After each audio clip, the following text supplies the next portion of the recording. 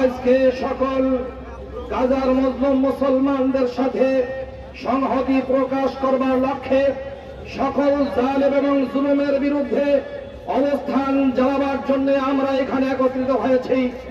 আপনারা আজকে জুমার দিন যেভাবে কষ্ট সাধনা করছেন, কষ্ট করে দাঁড়িয়ে রয়েছেন, আপনারা প্রমাণ করে দিচ্ছেন যারা এই ফিলিস্তিনের পক্ষে অবস্থান গ্রহণ করে জিহাদে অবতীর্ণ হবেন, আমরা তাদের সাথ দিবার জন্য এই মুহূর্তেই প্রস্তুত রয়েছি। কি বলেন?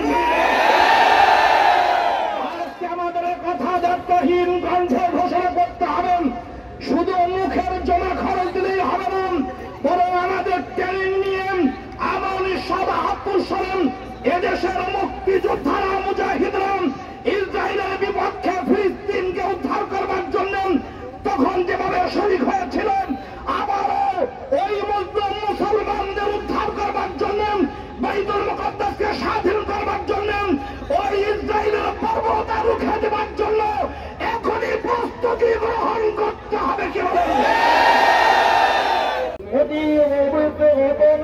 বিলম্বে অদূর ভবিষ্যতে এই বিশ্বের কোন মুসলিম রাষ্ট্র তাদের হাতে নিরাপদ থাকবে বলে মনে হয় না। বাংলাদেশও নিরাপদ থাকবে তার কোন নিশ্চয়তা নেই।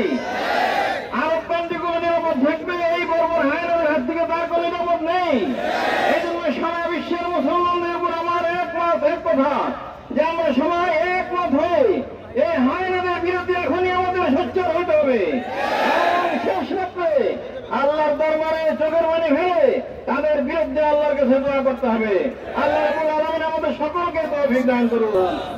أحمد الرحمن ذا الفضل علي ربنا المعبود ذا العرش العلي فيا رئيس هذه الحفلة فيا أيها الحاضرون أولا أهنئكم بتهنئة كاملة شاملة